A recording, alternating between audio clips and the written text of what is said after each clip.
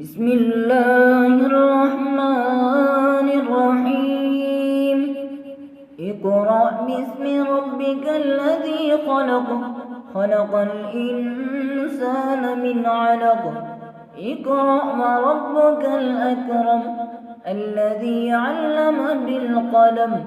علم الإنسان ما لم يعلم كلا إن الإنسان ليطغى أن رآه استغنى إن إلى ربك الرجعى أرأيت الذي ينهى عبدا إذا صلى أرأيت إن كان على الهدى أو أمر بالتقوى أرأيت إن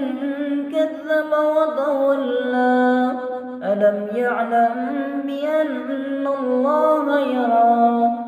كلا لئن لم ينته لنسفعا بالناصية ناصية كاذبة خاطية فليدع ناديه